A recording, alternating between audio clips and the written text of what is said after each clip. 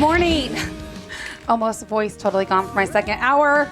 Really gonna have to visit this voice doctor. It's this. I don't know. My ear, nose, and throat says he thinks it's allergy related, and it's been like this nonstop. It's probably allergy related, but if you need a speech language pathologist, you can always see my wife. Seriously, that's what she does. But voice, voice, that's what they specialize in. Voice, dementia, and Alzheimer's. She's going to look down my throat and check on my voice and see what's going on. No, she's going to give you practices and techniques on how to increase speech. She does that with me all the time. That's why I have such a good radio voice. Is that now? Okay. That's serious. No, but the issue is like my voice actually cracking. So, Yes, that would help. She can help with that. Could be something like what you're drinking between sets. Could be prepping in the morning. Could be the breakfast you had. And could be allergies. Yeah, absolutely. So this hour is going to be fun because we're going to be talking all about, things to know to prepare for hurricane season, things that will affect your trees and all that sort of stuff. Adam, I know, has got a great little insurance tip for us. And then we're going to be joined by Tom Hall. He's our environmentalist with H&H Environmental Lab. Welcome. Fine. How you doing? Doing great. So, Adam, why don't you kick off? Because I know you got to bug out of the second hour. Yeah, I got to run. But the one thing that I did want to talk about, and wanted to get his card before I got out of here, is something that we see quite a bit, and it's something to be conscious of if you're looking at a house or wanting to switch policies. Is most insurance carriers are going to do their own inspection these days, and they're going to be looking to see if there's any overhanging tree limbs, any limbs that are touching the roof, anything like that, and they're going to request that you get that trimmed back. So if it's just touching the roof, they've got to cut it. They're going to have to cut it. Oh, definitely. But I like the shade of my house. You ever hear that one? All the time. I bought this house for this tree. So let's, I always want to play devil's advocate. What happens if they don't? From an insurance perspective, if they don't trim that tree that they should be trimming that's touching the house, what happens? Well, if you're in the beginning, like a brand new policy during the inspection period, they're going to ask you to remove it or to, have it trimmed back. And if you don't, they might set the policy up to cancel. This is when they do the little drive-by thing. Right? So. Yeah, I mean, they're going to call you. They get a little bit more involved these days just because they're, they want to make sure they know what they're what they're insuring. And so you made a comment earlier too before the show started about the you were talking about the deductible maybe and so a lot of people you need to look at your policy, but I bet you have at least a 2% hurricane deductible. So if you're sitting in let's say a $300,000 house, right? So that's going to be a $6,000 deductible. It's probably a little less expensive to get some of those tree limbs cut back than it is to pay for that deductible and wait for it to tear your roof off. And you don't want that mess. So it's better to be proactive. Absolutely. One of the best things to know about trees over your roof when you're talking about cut back is you have to make the proper cut back. Right. Because oak limbs normally grow about 6 feet when they're full of water, because you're talking dry weight versus when, storms are coming, lots of rain. So one of the things we always tell people is you have to remove weight to get it more than 6 foot up. Mm-hmm. And if you can take it back, if you can make a proper collar cut, because if you take just all the limbs off and make it whippy, which what they call lion's tailing, which is illegal, it will snap and then do more damage to the home. So that's why you need to come see an arborist. So because a healthy tree is a happy tree, and a happy tree doesn't fall down, right? So we need to, less likely, right? Less likely to have problems because no tree is absolutely safe. It's just you got to just let people know up front. But they bring intrinsic value. They give you shade. There's other things that happen that you can really affect your home. Roots can, especially based upon what type of tree it is. Is it a live oak? Is it a laurel oak? Is it a ficus? Which I don't recommend you plant anywhere near your home. Why do you not like ficuses? Well, it's the root system is so invasive. The root systems are so good they can break concrete. They'll go into your pool and break it. Wow. So if you plant it really close, or you can put it in a pot on the pool deck, leave it there. 2 years later, it'll be through. Wow. What are those the ones that have the big roots that kind of do the thingy I'm doing with my arms like a snake-like? Oh, you know what I'm talking about. Yeah. And they stay near the top and make a bunch of tripping hazards. Well, yeah, ficus roots kind of do. The tree looks. They've got some shiny people call leaves, it Cuban right? laurel, Cuban laurel, but they're They have great root systems. I think the longest root system in the world is from a ficus tree. Wow. That goes like 6 miles through volcanic rock to get You know, to the water. it's interesting, Tom, because number one on our list is choosing the right trees for your yard. Yeah, that's a big thing. Right tree, right place. Don't plant trees too close to the fence, because now you're going to have problems with it doing something to your fence, especially if it's a concrete fence or something you can't move. It'll have problems. So let's talk about the right trees, right, in the right place, because Leo, you can totally chime in on this. Well, I have a question I'm going to ask this hour, and this is later in the hour, but why won't my fruit trees bear fruit? So that's a different question for later in the hour. But, yes, definitely. I can't right get any tree- mangoes. You don't have the green thumb. I like palm trees personally because they have a small, shallower root system. Not a big fan of the big oak trees right next to the house that can mess with plumbing and stuff. And you two, I know, can chime in on that. I'm not a huge. Well, first of all, I'm always. It's funny because we call them palm trees, but a palm is not a tree. But it's still called a palm tree. But the palm What trees, family is that in again? I feel like I should know this. We talked about it before. You know what? My mind is running. They're crazy. animals. It's not it. Palm trees They're are animals. monocots, so they just one. Palm trees are animals. I eat their hearts all the time. Oh, Leo. I like that. Thank you. Well, anything to do with the palm trees, you can get them for shade. Some palm trees are considered shade trees. Like coconut palms would be royals, because they have more than 13-foot fronds out on each side that gives them the spread of 26 feet. And so you can use those as a shade tree sometimes in your replacements. Wow. I didn't know that. It's according to what So municipality. as the arborist, knowledge like as today. a tree guy, how do you know what to pick? Really, you pick what your client likes, but then based upon, like you said, how close it is to the, people out in the more rural areas. Is it close to the septic? Is it close to the drain field?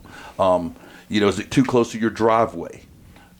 Those types of things. If you're thinking about re-landscaping your house, it's a great idea to have somebody like Tom out and just kind of share what your ideas are, because then you can, like what that root system is going to be like for that tree and stuff. And then you won't have to mess with somebody like Leo in the future because, right? We see so many laurel oaks destroy driveways and fast-growing, quick-dying trees that just leave destruction in their wake. Jacarandas are the same way. Most people Those are the love beautiful those. ones, I though, know, right? They're but so when pretty. they bloom, they're gorgeous. But jacarandas, ear trees, they all have the same So problem. their root system's awful, or what is The it? root systems are very invasive, but what you have with them is they're such fast-growing trees that they snap. And then you have the other thing. Remember in 7th grade or 6th grade, the teacher said to you, one day you will need to know this. And you said, what? And they go, phototropism. And you're like, okay, what the heck is that? I must have missed that day. Yeah, I know. It's always You one of weren't those listening.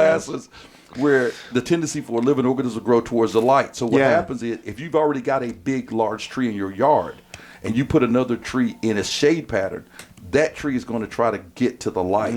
So what happens, you get overextended limbs.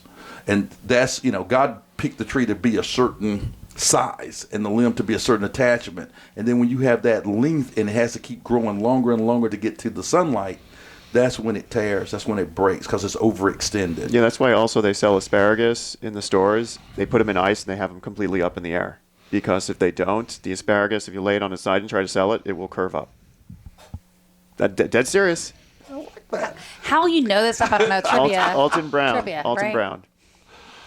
That's why he's the doctor. I guess. love it. Dr. Leo's in the house. I'm serious. And that's why they sell asparagus like that. But yeah, I've seen it happen. I've seen trees actually start growing at an angle, and then they're more prone to fall over in storms. Correct. And when you build out in a lot area where there was a lot of trees and now you're coming in and putting in the homes, the trees in front and behind, when you take those out, the trees in the middle never had to fight the wind. They never had to struggle against the wind. So their root systems are not as strong, and the ligand, the wood itself, is not as strong. So their tendency to fall over quicker. So you have to be careful where, when you're saying, like you see it on the interstate all the time, they cut new roads in, and then the trees behind it start breaking and falling all the time. It's because they're not used to fighting the wind. And that's one of the things on our list is talking about inspecting your trees, right? Looking for some of those dead branches that are likely to fall and that sort of stuff, which plays right into that. All right, this is Tampa Home Talk, our off-air number in case you want to connect with Tom. Not this hour, but after he's off at 10. You just text TREE to 813-377-2775. Again, this is our off-air number. Tom Hall is an amazing guy. Like, we've sent you out to our clients before, and you've done a great job, like removing branches, trees, evaluating what's there, really helping give people amazing information. Our off-air number is 813-377-2775. Call or text Tree, and we'll get you connected with Tom. 813-377-2775. That music means we're queued up for our first break, but we'll be back in a jiffy, and we're going to continue on with things to know about your trees before we go into storm season. Good morning. Welcome back, Tampa Home Talk. We're just talking about trees and how they decay over time and how you need to take care of them. We have Tom with us. He is our tree expert. Probably familiar with that Tremendous program that the city of Tampa does, where they plant trees all in the yards. Are you familiar with that? Yes, I am. I love that program. So it's right around this time every year that the city of Tampa will actually, if you're in an urban core, will actually give you trees to plant in your right-of-way as long as you say you're going to water them. I've gotten several trees from this program. They're beautiful. They grow. It not only saves me hundreds of dollars, but I beautify the neighborhood at the same time. I'm always a fan, like Katrina and I talk on such a regular basis, the number one thing you can do to increase value to your house is plant a tree. Yeah, landscaping is amazing. It brings a big piece like that. Sometimes, like when houses won't sell and they don't know what's wrong with it. I don't think I've shared this story in a really, really long time, but I had this listing one time that I had just left my card. I showed it, and they said, hey, I noticed that you were here to show the home, but I didn't get any feedback from my agent. Can you just tell me what the buyer thought about my home, or give me some insight? Because we've had quite a few showings, but it's just not selling. And, I need some information. And I thought, I pulled the listing history up. Again, it was like off and on, had been through several agents. And I'm like, what is wrong with this house? Like, it's a newer house. Something's got to be wrong. I'm like, let me drive by and take a look at it. So I drove by, took a look at it, and I'm like, that's why it's not selling. Like, the outside has no curb appeal at all. It would look like a big square box. So you know what I did? Like, this was the only time I ever did this, but I literally took a picture of the front of the house and I printed it, like printed a photo. And then when I went to meet with them for the listing appointment, I brought it in and I said, we were talking and I said, so why do you think your home hasn't sold? Do you have any ideas on what you think? And, the words were almost out of his mouth when I pulled out the picture. And I said, well, what do you see? And he goes, well, it's just a square box. Like, there's nothing really appealing about it. And I said, exactly. Your home looks like a big square box. So we did some things like change the accent colors, add some huge queen palm trees, some really colorful landscape around the front. And I like those small tri-palms. Pygmy palms. Yeah, I love those. They just come out like a little triplicate. They're pretty. They're about 2 or 3 feet tall. They're very slow growing, but they're very hardy, so they're cold tolerant, and so you don't have many problems with this. Any of the Florida native species, your sables, queens, you don't normally have a problem with the weather. Turn his mic up. Keep talking. Okay, Pat's talking to us. I knew it throws you off a little bit, and we're not in the studio like you. So we're doing Tampa Home Talk from our own studio at this point, so we don't actually see Pat when we're here in the studio, but we can hear him. And sometimes that throws our guests off just a little bit. Yeah. So you're looking at your, the hardiness of the palm. The palms, you can get desert-grown palms that can do with more sandy soil. It's the same thing with grass. You have your muck grass that's grown and you have grass that's grown in sand. And both of those things will make a difference according to where your home is. Because if you've got a house that your soil is sandy, you don't want to go down to South Florida and get the muck grown. Mm-hmm. St. Augustine is not going to do as well because of the soil difference. So how soon after you put plants in that front yard did the house sell? So it was interesting because that was a shifting market, right? That we were also selling that home in, so it added to the layer of fun. So we did end up selling it, but not immediately. What happened was there was a military family that came in and they actually wanted to rent the home for like 4 years. Okay. And we're like, well, we actually can't rent it for 4 years. It's only leases in Florida are only valid for 1 year at a time unless there's an attorney, and really there's a whole bunch of layers behind that. So anyway, what we did was we did a 2-year lease, but we did 1 year at a time. That can be signed on the same day. There just has to be 2 different contracts. Okay. So that's what we did, and then we end up actually doing like a lease purchase agreement. I was gonna say that sounds like a great lease option type. Yep. type. That's exactly what setting. happened. So they did a lease purchase, ended up buying it, and it ended up being just a fantastic match. But the point is, like, we couldn't get there was no feedback. There was nothing on that house. And, like, from the prior agents, not me. So, and then pretty much right away, as soon as we listed it, we had interest from this really nice military couple. So I've got another question for you. Speaking of, so I've just now got this house that she's talking about. They just planted a whole bunch of trees. Let's just pretend we're in the rainy season. I have these afternoon thunderstorms. Is that going to be enough water, or do I have to water on top of that? You still need to water. Even though you're getting rain every day, it's still not enough water to sustain most trees. So I do recommend the term gator bags. Not a big gator guy, but the gator bags work for people who don't have a sprinkler system put in place. Why do they need so much more water when they're first planted? Just the root growth, and You have a caller, Katrina. So they're getting ready to go. So it's pretty interesting. Awesome. All right, Pat, we can go ahead and take a question from one of our callers for Mr. Tom. Welcome. Hello, How's it going? Do you have a question for me or for Mr. Tom? Mr. Tom. Awesome. What is it? Fire away. Okay, I got two questions. I'm building a home in Valrico, and I'm looking for plant information.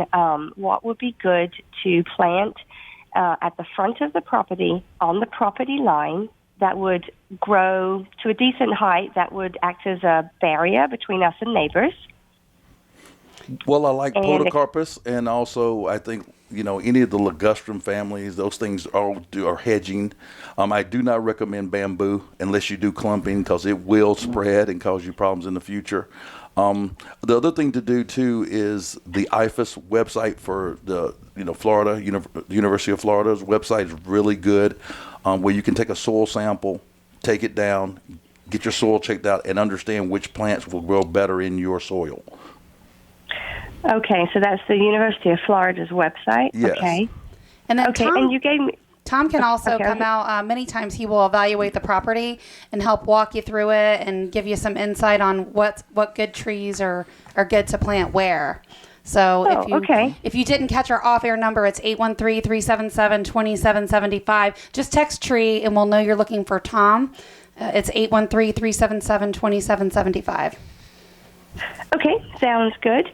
And then my second question was with regard to the back part of the property. We're going to have a 6-foot fence, and we're thinking of something that would grow a little bit taller than that, again, to provide a bit of privacy. Well, Katrina had some great thoughts. You can always do palms. You can do traveler's palms. If you've got Birds of the room, paradise. I love the clumping bamboo. The clumping bamboo is really I had a beautiful. property that I sold with that clumping bamboo, and it literally sounded like wind chimes. When the wind blew, it was really awesome. And it never But stops growing. I mean, it's it a grows- different breed. How much? And I used to know the stat, but I forget how much typical bamboo in this area. How tall does it get each day? It's adding how many inches? Well, when in the rainy season, Yeah. it can grow as much as 2 feet, in a week. Wow. So it can grow. Yeah, wow. bamboo It can grows. grow. We don't So have any again, pandas if to you're take care of it. if you're in a newer neighborhood with kind of smaller property lines, that's probably not a good idea. Like this particular property, I think was about 1/3 of an acre, so it was just enough to make that clumping bamboo perfect and where it was located. So that's what I mean by if you have somebody like Tom kind of check it out. He's worked with a lot of our clients, and he'll give you some amazing ideas and help walk you through the process. What about like a sugar Okay. cane instead of a bamboo? I like the bamboo because it's very low maintenance, especially when you got it along the back property line. And if you do the clumping bamboo, it doesn't spread and it doesn't get really big. You can put in different types of bamboo. And you have to be careful because if you put in some bamboo can get 80, 90 feet and it'll get so Yeah. big, it's the maintenance And plus, issue in some the of the future. HOAs don't actually allow bamboo, so you have to check is it a deed restricted community? Yes, we do have HOA, yes. Yeah. Yeah, so probably no bamboo. Yeah, you're probably not allowed to have that in a lot of those deed restricted communities. Is your goal to have privacy between the neighbors? Yes. And is it right now? walk us there's through vacant what lot. that property looks like? Is it 5-foot lot lines on the side with a little room in the back? 7.5 feet on each side, from our house to the property line, and then on the back again we'll have a 6-foot fence, and we have a pool cage that goes back 25 feet from the house, and then there's 20 feet to our fence. So podocarpus would work well. If you've ever been to Disney, you'll see all the plants, the animals and things that are shaped out of a tree, and that tree is a podocarpus tree. And because it's one of the very few that it can grow tall, like a hedge, you can let it grow into an actual tree, or you can prune it in almost any shape. And it'll retain itself. So if you get a chance and you can narrow it down to a foot, foot and a half, or 2 foot, you can have this beautiful line, let it grow, and then once it gets to the height you want, you can cut it. So you could get like an 8 foot, cut the top of it like a hedge, and you can just maintain it. What about a flowering plant like a hibiscus, a bougainvillea, or a oleander? I love all those. I'm not a big oleander fan if you got plants, because oleander plants are toxic. Poison, yeah. They're poison. So if you have a dog or something that could eat it, or kids that play, you don't want that in your backyard. So hopefully, okay, and Tom, you said it's podocarpus? Yeah, podocarpus. How do you spell that? Podocarpus. Podos. Yes, podocarpus. I know it's a weird spelling. All right, so hopefully we brought you so some much. value today. Thanks for your calling and your inquiry. Again, just call or text 813-377-2775. We'll be happy to get you connected to Tom. And for future reference, we do serve the Valrico area, so feel free to give us a call or a text if you need some real estate help in the future. 813-377-2775. We'll be back right after this break. We're going to continue chatting about trees and some things you need to know as we run into storm season. We'll be back in just a minute.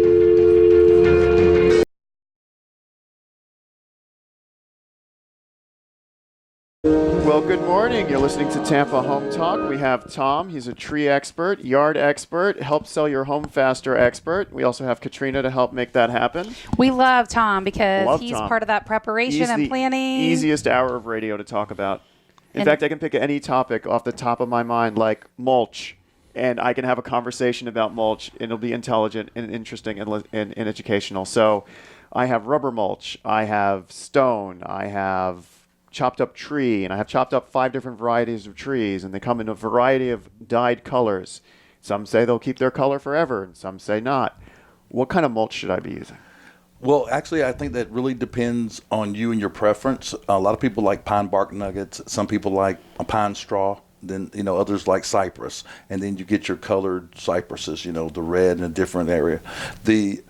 A lot of the landscapers like using neutral colors mulch, because when you put it in, it's got a certain look and it kind of stays that way.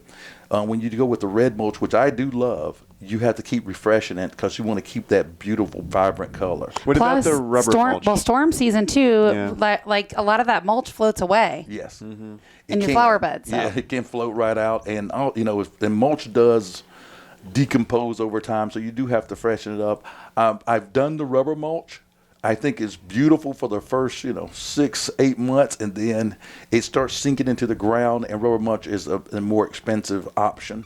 What do you guys feel like the best mulch is, not only from like an environmental perspective, but also I think about like the inspection perspective, right? Like there's certain types of mulch maybe that might be a little bit more termite ridden that you might not want close to your house. Well, a softwood is going to attract the bugs, but from an environmental standpoint, I'm obviously against rubber mulch. Yeah. Because rubber doesn't decompose. You don't want chopped up trees in your. Yeah, I don't want chopped up tire in my backyard. I mean trees. I was totally thinking tire, and I said tree. So basically, it's still a preference. It's going to be the black mulch, the red mulch, the cypress, the pine. It's just whatever goes with the motif I'm trying to do. And they've got the eucalyptus mulch now, because eucalyptus are one of those trees. It's fast growing, but you can use and get that. It's really a preference. I'm like you. I like more natural mulches. One of the things a lot of the tree companies do is we have to pay to get rid of the mulch when we chip up a tree or take a tree out. And a lot of companies will deliver the mulch free to you. Wow. Mm-hmm. So if you just call them and say, if you have the natural mulch, hey, come and deliver me a truckload when you're in the area, you could get the free mulch and then you spread it yourself. The good part is it's free. The bad part is labor to put it where it needs to be, because it's not in a bag. It's going to be bulk. The other thing is it's not treated, because the mulch you do buy has been treated to help keep insects down and that type of thing. So when you do go with a natural, you can get insects. But for parking, can you spray something on top of that, or? You can try. I just don't think it'll work. So it'll kill your plants then. Yeah. Yeah, Yeah. it's a fine line between keeping the bugs out and. So speaking of the fine line, so now I've got mulch. Some trees need mulch, some trees don't. If I can overwater mulch and I get mushrooms growing, how do I know how wet to keep the mulch? That's a great question. I would say, as long as you keep it wet, don't let it get where it's, like you're doing one of those swamp experiments and it's getting all mucky. But You probably have the perfect herb garden, don't you? the mulch is designed to help maintain moisture in our very humid, arid, temperate zone here that we're in. So you put the mulch down, you can do it. But you have to be careful, because what happens, people shadow box oaks all the time, and then they put all this mulch in. Your adventitious roots and all your roots for your tree that get all your nutrients can't breathe after 18 inches. So after inches down, they don't breathe. So if you start throwing soil, mulch, flowers on top of your root system of your oak trees, you're going to actually suffocate it. So you'll start seeing the tree over time will start having more dead wood, small breaking wood, because you're suffocating the tree because it can't breathe properly. What other signs would you know you're suffocating your tree? What would you notice? Well, the dieback is the main thing. And dieback is just a term that means the tips of your tree, when you look at it, there's no leaves at the tips. It's just a lot of this dying back. It's like a person going snow skiing. You're really cold because your fingers are cold because all your nutrients are coming back to your core to help protect your body. Kind of the same thing happens with the tree. So they don't turn blue? No, they don't turn blue. But you start getting a lot of little fall droppy limbs because the oak, you covered the root system up. There's a huge study done by Dr. Edward Gilman at the University of Florida there. He's kind of one of the world's foremost experts on, trees, hardwoods, and citrus and everything else. And one of the studies he did was, like up in North Georgia, North Carolina, up in New York State, trees have tap roots that go down into the ground to help stabilize them. When we have storms here and you see trees pushed over, you don't see that. You see a little small pad of roots. So no matter how giant your tree is, 18 inches is as deep as it's going to go. Is that because of our soil here? It's the water, table soil. so high Yeah. in the soil. And the other thing with that, the 18-inch zone, and we don't have the tap root, once you start suffocating the root system, the tree is trying to grow out more to get more stability. It will make the tree more likely to have root problems, and fall over. So tying back into mulch, I've heard this, that when I plant a tree and I'm mulching it, I should always leave a little area around the base, a little area around the base, a breathing hole, basically. That, or I don't like mulching all the way up to the tree, but if you do, just to go an inch, 2 inches thick. Don't go 4-6 inches deep mulch. I think so. A shallow bed of mulch. Shallow bed of mulch for the look mostly, and to keep you from maybe tripping over the roots. See, I can't stand. We have the curb gutters, or not gutters, but the curbing, like for landscape, and the mulch still would float away, like with the heavy rains, and it would just be so annoying. We end up going to lava rock. Yeah, at that point you might as well just use stone. Yeah, it was just so obnoxious, like to see it, and then you have to clean it up because all your mulch is floating You gotta take literally over the bed. Then you got to take the plants out you have and put crown of thorns and cactus in to go with the rock. Well, another thing that mulch does is not only to maintain that moisture, but the mulch around your trees and plants, especially, is to keep people from, with your lawn maintenance, with a weed whacker or a mower, from trying to get so close and hitting it and putting wounds on the tree they can never, completely encapsulate or heal. Right. So, that's another reason why you have those mulches, because people come around with the weed whips and whop, whop, whop, they cut the bottom of your tree. What does that do to the tree over time? Well, it creates a wound that never heals. Because that's the term we learned from my grandparents and people before, say, well, the tree healed itself. Well, trees can't heal themselves. It just doesn't happen. They encapsulate decay. I feel like it stunted the growth of my avocado tree when it got hit with the weed whacker. Yeah. It could, Yeah, yeah. I really I mean, it feel does a that lot way. of damage. And you see the wounds along the bottom where they never go away.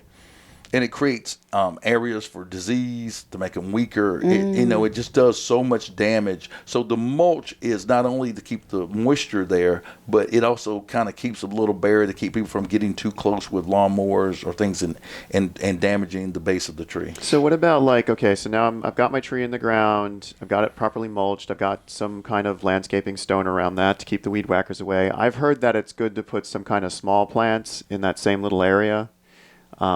Like coleoptera Clochi. Is that the purple one that wanders on the ground? Yeah, that's lavender, I think. But No, I heard not lavender. It's not lavender. Well, you It's have like your green on one side, perennial purple on the peanut other. is a good one because you get the little yellow flowers and it grows What's as that ground tree that's cover. like purple on one side and Mexican heather.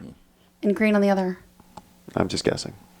That's a I heard a nickname for it, which I don't think is politically correct, so I'm not going to say it Well, here. I like the Mexican heather. That's pretty. But is it good to put like little plants around your big one? I like it from a visual standpoint because you can see the little tree. It gives you, especially things that get leggy. They get the long legs and it just kind of looks bad. If you Like have a pinto? smaller plants, you can step them up. Well, that's It looks like good. staging 101, right? You have a high and a low. It's the same thing with your landscape. Yeah. So you can put them in. I do like those. Like red sister tie gets real leggy. You can put some plants underneath that so you don't see them. The other thing you can do for anything that gets leggy is keep it cut down so that it thickens in and it doesn't get as tall. Awesome. We were talking a little bit about that soft sandy soil and the shallow water tables and how, close we are to sea level essentially. What about palm trees, right? Because those are a favorite for the area, which they're not trees, right? Correct myself. But they do produce coconut sometimes, right? Or the berries. Yes. Well, the some palms have fruiting. They have fruit or seed pods. And Those aren't really edible, right? Those little ones that yeah, drop. they are. They are. Because I know my husband wants to chop down the palm trees. It's like a regular fight in our house. He wants to chop down this huge palm tree in the front. A, it's too you can't trim it anymore without a lift, and B, it drops those berry things. And he's like, "You don't pick this up." Well, we have our good and bad, but Yeah. I do love the look of the palm, especially in Florida. You get a nice Florida look, especially if you have a screen enclosure or pool area. For storm season, though, those can be projectiles, right? Which is kind of why I'm bringing it up. Okay, yes, berries? you can. The seed palm. Those, what do you call the things that come off that kind of look like little boats? The tamarins? I don't know what the actual name is for them. That's the seed palms. Yeah. Okay. So they can grow in there. Yeah, they grow in there. You Yeah. can cut them out. Storm season, you have more problems with the palms. Is the fronds? The fronds have got because palms feed on their fronds, so they store their energy there. They feed onto the fronds, and when the fronds are going down and turning brown, or dissecting, what they call it going down, those are the ones that when the wind catches them can be turned into projectiles. So pruning those before storm season, getting out anything that's brown. Plus is those the best big, way. heavy droppings, Yeah, right? and get the seed pods off. So if it's brown, take it down. Good rule of thumb. Yeah, good rule of No, I'm thumb. not allowed to say that. Yeah, good. Yeah, if it's brown, take it down. I like that. If I'm for my palm trees, I got storm prep. We got to do storm prep because we So- can't get you out to every property fast enough. How far up should you trim that palm? Definitely the droopy, falling over brown stuff, but how far up? Well, that's a huge debate. Most people want a 9-3. So if you're looking at a clock from the 9 to 3, you're more down. Some other people love the 10-2, where you bring it up more, just like you would on the clock, the 10 and the 2. Good get more. analogy. And then you have the hurricane prune, which is so frowned upon. But if it's close It's to 12 your o'clock? home, Yeah, it's 12 like o'clock. 12 o'clock. Say, please God, don't do like alfalfa's hair, stick it straight up. So they That's so don't like funny. you. They don't like you to over prune it. For the tree professionals, we like the 10-2 only because you can move faster doing it and you can clean up the boots more. When you're doing the 9-3, The which boots. is What's more the boots? The boot of the palm, which is like a boot, I guess. The booty, the bottom part? The bottom part, right on top of it. So that's the boot you can clean up quicker. Yeah. Doing the 10-2, but most people recommend the 9-3. You know what because I you want more noticed on fronds. those when we trim our palms? That they keep growing. Those little things. What little things? That when you trim it. Oh yeah. close to the If you base, trim it they incorrectly, keep it'll growing. splinter. If you don't get a professional that trims it at a certain angle, I need to have you at my house. it'll Apparently we're doing it wrong. splinter out and just grow in different directions. No, they just keep growing. Yeah, Okay. that's when you got an improper tree trim. Yeah, I totally listen. My thumb is not green. It is brown. It is so brown. I do get to get some herbs grown. Oh, we got a break coming up, don't we? 813-377-2775. That's 813-377-2775. But highly encourage you to catch up with Tom. Just text tree. Yeah, get him out to your 813. property. He'll talk about landscaping. He'll talk about tree trimming. You won't have to worry about a palm frond going through your window. All right, we'll be back in a minute. 813-377-2775. That one. Welcome back. This is Tampa Home Talk. We're glad you're here. We've had a great time talking to Tom Hall today at H&H Environmental. He is our tree guy, go-to arborist. We always love having you on the show, Tom. Thank you. You've been no stranger to Tampa Home Talk since the beginning. So you always bring such a good wealth of knowledge. People always love the shows. You can get the show in its entirety on a podcast. Also on YouTube. The whole thing's on video. We stream live on Facebook. And you can call or text us. We'll send you anything you like. 813-377-2775. Be a great way to catch up with Tom, too. Just text TREE to 813-377-2775. So during the break, we were talking a little bit about, I know we talked about pruning early for the hurricane, cleaning your yard, getting debris out for the storms, but occasionally you hear about these things called invasive plants, banana peppers, melaleuca, paper trees, things of that nature. What are they? Why are they bad? Well, And why shouldn't they be here? Yeah, why shouldn't they be here? Well, they're invasive. And they don't have the proper... So it's funny because there's so many different levels of invasive. You got invasive species 1, 2, and they've got a whole little website that tells you. What does that mean as they change in scale? They're more likely to cause damage. Like Brazilian pepper takes over so quickly that it chokes out all our other Florida native species. Some invasives that we put in are invasives that we love. Like coconut palms are not really native to this area, but we put them in. So you have invasive species that we like, and then we have the invasive species that we don't like. Melaleuca trees, they break really easy. So during the storms in our area, they grow really fast, but they tend to snap and fall. Probably not a lot of strength, right, behind that tree if it's growing so fast. Yeah, because the faster you grow, the ligand never gets a chance to tighten up. So the tree is growing faster than like a live oak or a laurel oak. And as they grow faster, they're much weaker. So cherry laurels are the same way. But bamboo grows fast. That's not weak. No, but bamboo is so thin, there's nothing to latch on to normally, so it doesn't snap. It just kind of flows with the wind. Whips, sways. Yeah, sways. So do you get called in to remove invasive species? Like from a lot that's being developed, you have to remove all the invasives? You have to. It's a big push in South Florida and Sarasota and those areas. They're actually going to businesses and homeowners saying you have so many days to get this out or we're going to start fining you. How do they even know it's there? It's so easy to see, especially Brazilian pepper. I know a couple of the banks in Sarasota and Venice, they made them take it all out. And it's also, for whatever reason, because the way it grows so thick and holes, I don't know. It's like at the banks, there was just all the homeless people were hiding in it. And so it also was a place you can go back and hide. And there's the same thing, a couple other places that we've done. When you take it out, it's just a good little hiding spot back in there because it's hard to see. Wow.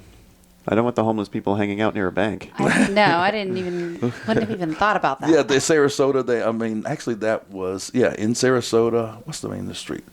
Tamiami Trail? No, it was right before Tammy. I can't think of one of the names. Fruitville Road. Fruitville. They had the same thing. Some of the people, when they came out at night and they were walking to their cars, because invasive species starts growing towards the parking lot, and people were popping out on them. And there was a whole community hidden back there. You couldn't even see. The thing with melaleuca, though, because I know this from South Florida, doing some land development down there, when you're removing melaleuca, you have to be really careful because the act of cutting it spreads seeds all over the place. Yes, and chipping it up can do the same. You have to kind of keep it together. They tend to spray it. You take it to certain areas to dump. You don't want to just take it and use that mulch in your yard. We were talking about mulch earlier. You don't want to do mulch, but you don't want to mulch Brazilian pepper and put it in your yard. Are they responsible to dispose of those properly if it's an invasive species plant that could have seeds in it? Well, the tree professional normally just take it to the dumps. Get it to and a lot of the dumps weren't. But and you can spray it. There's certain things like Garlon, certain things that you can spray that will, kill it. Some things are almost impossible to get rid of, so you have to stump grind and then spray or it'll regrow. That's what we did with the melaleuca with the contractors. We made them, when they cut it, spray the stump, and then grind it. Yeah. A little bit off point, but back to the invasive species question thing we're talking about. I don't know if you ever read the story behind Mr. Dupree, which is where they got the name Dupree Lakes and that whole area. We did a whole blog on it a while back when I did a bunch of research on it. But they used to have this place called Dupree Gardens, in the 50s and 60s, and it would be this place from people from all over would come and visit. Mm-hmm. And Mr. Dupree was a well-known prominent attorney at the time that lived in that area, and he planted all these trees from other places and plants and that sort of stuff. So So when they went in and built the neighborhood, they named it after him, Dupree Lakes.